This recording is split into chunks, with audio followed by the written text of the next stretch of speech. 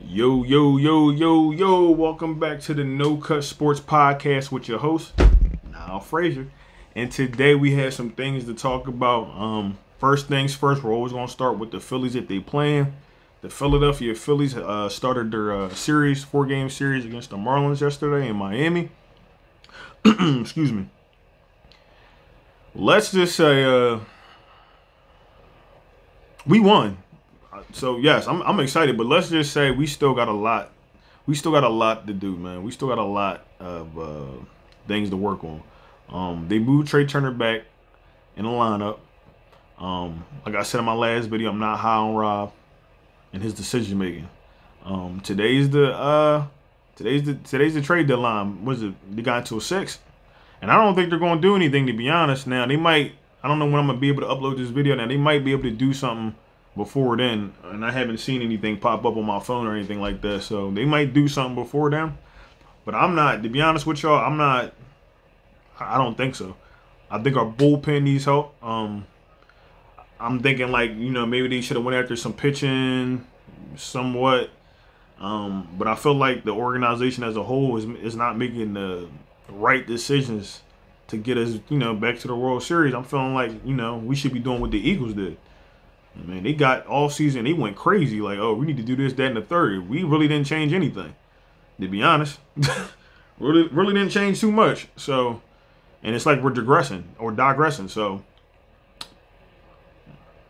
and this is the wrong point to be doing that in the season. Like, we're too close to the playoffs. I don't know what spot we hold now. I think we were fighting for the wild card spot, but it's like, and day to day is going to change. Like I said before, some teams win, some teams lose. That's just how it goes. But I feel like the Philadelphia Phillies have the talent. I feel like we have the talent. Pitching, maybe not so much, but I'm like, all right, Bryce comes back. I understand Bryce comes back, and I understand why. We suck. Let's be real. We suck. Okay, he needed to come back. He didn't need to come back, but we needed him back, okay? So he's probably playing through an injury. I understand. He doesn't really look like the Harper we're used to seeing, and I understand that. But when you're out there, you're out there. I need you to perform, brother. I need you to do a little bit more, brother. I need you to do a little bit more. But Trey, all due respect, I know it's his first year here, but, bro, you can be doing a lot better than that for $300 million. Let's be real. Let's be real, bro. You could be doing a lot more. I see him up there at the plate yesterday. He don't look confident, and I understand. Like, Schwarb went through his situation. Nick went through his situation. Players go through their situation. But I feel like, I don't know, I just hold people to I hold them to a high standard because it's like I know what y'all are capable of. And I know it's hard sometimes, but I know what y'all are capable of. And I feel like it's just something going on. Something else is just going on. Because it's like there's no communication. Like I said, when they played the Pirates, and like when Baum and Harper were on base, and it's like, where's the communication? And then Harper just tries to run in and try to save the day. And it's like, bro, it's like we have to be smart. You gotta be smart.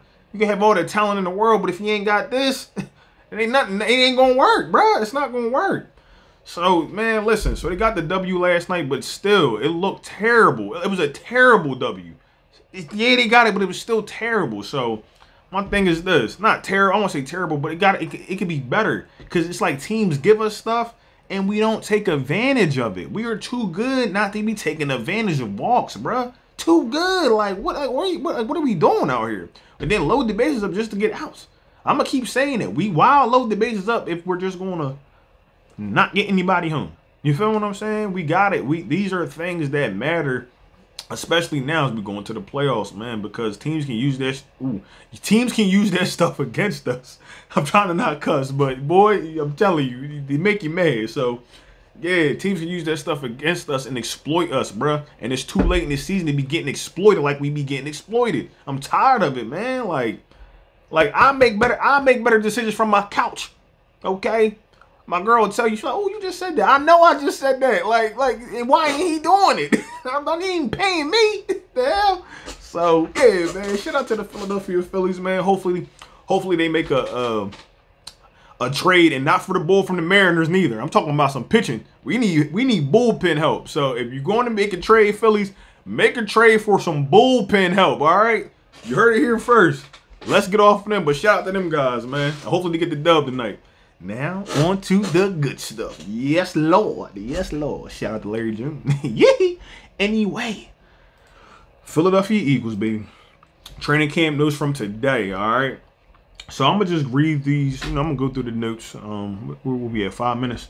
I don't know how long this video will be, but I'm going to just read through the notes, give my little, you know, my little opinion. Hopefully not too long, but let's just get into it, right? So first things first, these are the first team notes. We got, all right, this ain't, let me try to blow this up, man, because this is, let me see, my fault, y'all. I'll make sure I can read this to y'all. You know what I'm saying? I'm getting old, man. My eyes not as good as they used to be, so. But yeah, man, so listen, so the first things first, Christian Ellis was with the first team in 11-on-11 drills alongside Nakobe Dean. Now, we've been seeing this combination a lot. So I'm thinking this is going to be the starting combination that they're going to run when the season starts. So let's just see. The Eagles have been rotating their safeties all training camp long, except for Reed Battleship. Yeah, not Blanket Ship, Battleship, who continues to get first team reps on defense. That's a beautiful thing to see because Reed had a small sample size last year, right? Got to play. My fault, my alarm going off. Got to play in the Super Bowl. He did all right in the Super Bowl, too. So I was thinking he was probably going to get a spot regardless. I mean, I don't know if he was going to start or not, you know, depending on who they probably was bringing in on the offseason and things like that. But we're going to, yeah, I think he got the role. So we're going to see what he's going to put next to him, man. Next thing is we have Avonte Maddox limited with that toe. Both Zach McPherson and Mario Goodrich got some first team reps at slot corner. On the first play of the red zone 11-on-11 drills, Hurts connected with Devontae Smith for a touchdown for 3 yards out. Don't seem like a lot, but the connection is what I'm looking for. That's what we want to see. We want to make sure that Hurts looks good throwing that bad boy and the receiver looks good catching it. That's all I needed. That's all I would like to hear and see. So, continuing on. A.J. Brown had 2 consecutive catches against James Bradberry. James Bradberry been coming up a lot. And I'm going to just get this out the way because James Bradberry been coming up a lot where it's talking about him, you know, and I understand, you know, players, you know, but he's been coming up and he seems like, I'm not going to lie, but it seems like sometimes he could be a liability in certain places. So pay attention to that. All right. That's just my synopsis. All right. Where were we at? But first one was a perfect back shoulder throw placed in a spot where only Brown could get it for about 15 yards. The second being a stop route. All right. And then we have Hurts completed a pass to Devontae Smith for around a 15-yard gain. Perfect pass. Hit Smith right in stride. You know what that means. My man was like this. Okay. All right. So that's what we like to see. Because my thing is this. Like, not so much from Devontae, but from Hurts. Last year coming into camp. Oh, he was throwing picks. Oh, he's not accurate. Oh, he not this. Oh, he not that. See, when you listen to people,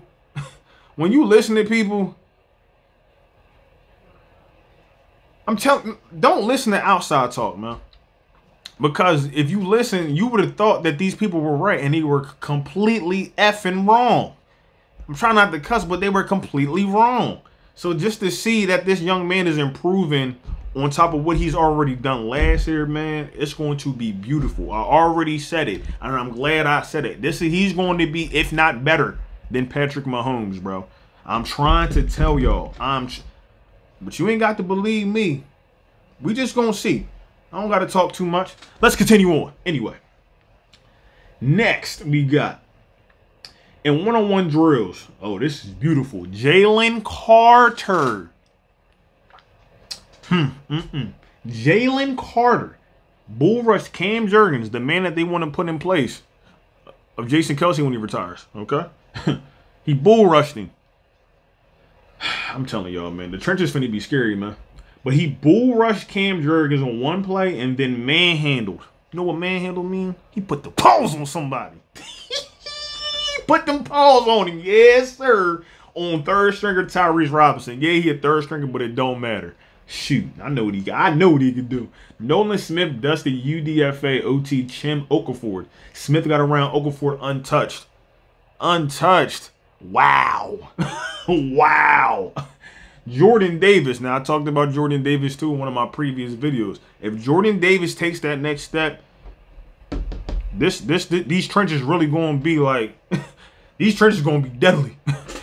Deadly. I'm trying to tell you, because the whoever's quarterback is back there, bro, it's a rat. It's literally a rat, bro. Nobody's O-line is good enough to stop all of our players, bro. Somebody, if not one, they're breaking through. They're breaking through that O-line, and they're going to get that quarterback. So good luck to you this year. And good luck. You're going to need it. Okay? Jordan Davis dominated his matchup versus Brett Toth. Nolan Smith showed quickness, elite quickness in his matchup versus Dennis Kelly. Okay? We just acquired Dennis Kelly, but he played for us before. Who was beat badly, but Kelly came back and stopped Taron Jackson, however. Jalen Hurts continues to be super accurate on tight windows and deep throws.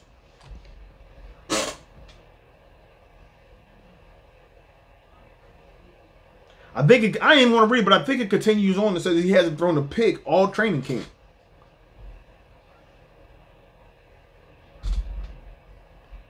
That's my quarterback. That's my quarterback.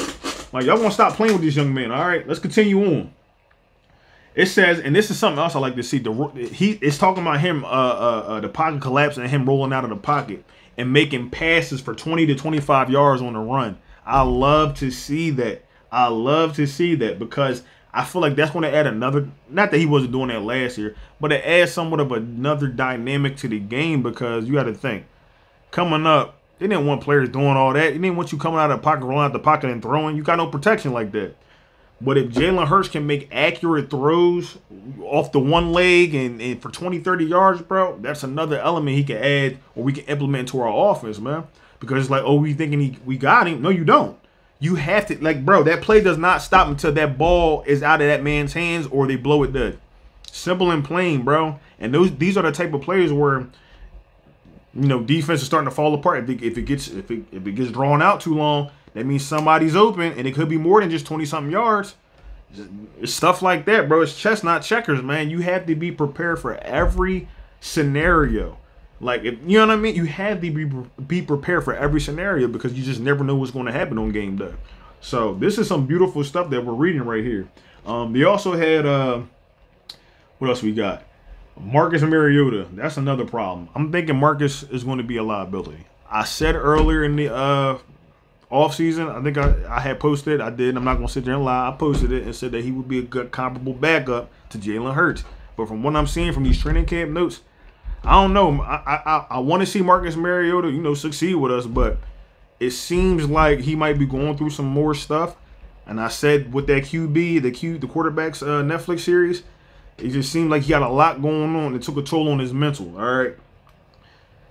Hopefully he can make a turnaround, but if they don't, Malik Willis.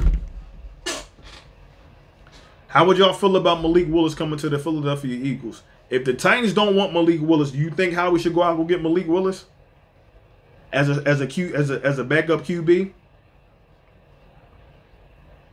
Are y'all satisfied with the QBs that we have now?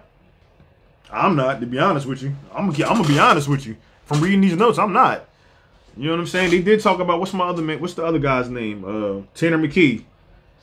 And he was a heavyweight. Like, Tanner McKee made the pass, and I haven't seen him play yet. But they were saying how Nolan Smith got to Tanner McKee. He was able to get the pass off accurately, but I can't say too much about. But we know what Marcus Mariota can do. We've seen what Marcus Mariota can do. That's all I'm saying. So maybe pay attention to that as well. I think a lot of also want to speak about this. I think a lot of so in previous videos, I was saying that the linebacker and the safety, oh boy, I don't know where my mind goes sometimes, but the linebacker and safety were problem areas. And I'm not saying that they're still not problem areas, but I think we have other problem areas that we're not talking about. We're not talking about now. Bradberry, yeah, he got paid. He's probably going to start, but that might be a problem area. Like I said, the Super Bowl, yeah, he was all pro. And it's good to look like an all pro when you are playing around great people. You feel what I'm saying? But if he becomes a liability during the season, we're going to have to do something about that, man. And if Jalen Hurts gets hurt, do we feel comfortable with Marcus Mariota out there? Even if he got all these weapons? I'm sorry. Do we feel comfortable? Let's be real. I mean, unless he gets back into that mental space, are we really comfortable with Marcus Mariota? That's all I'm saying. No disrespect to Marcus, but I love to keep him on. But maybe keep looking just to see what's out there. Because I do like Malik Willis, and if the Titans don't want him, I'll definitely take him. And you can get him cheap, so we're not really cutting into the whatever money we got. You know what I mean? I'm not no salary cap guy, so yeah, I'm not even gonna go into all that. But man, listen, I'm telling y'all.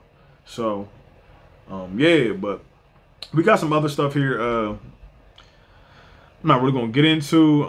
I will say that they said Brenton Covey is looking really good. They had okay. So special teams knows today's punt returners were Brenton Covey, Quez Watkins, Greg Warden, and Alamade Zacchaeus. Okay.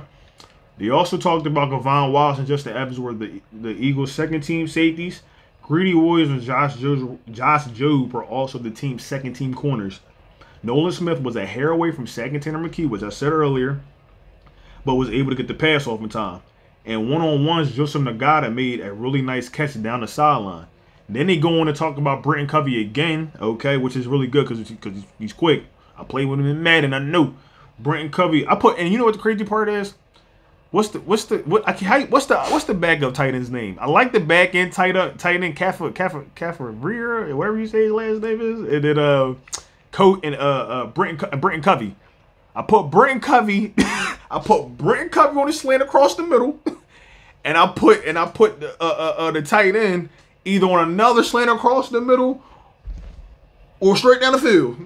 And every time, I'm telling you, one of them be open.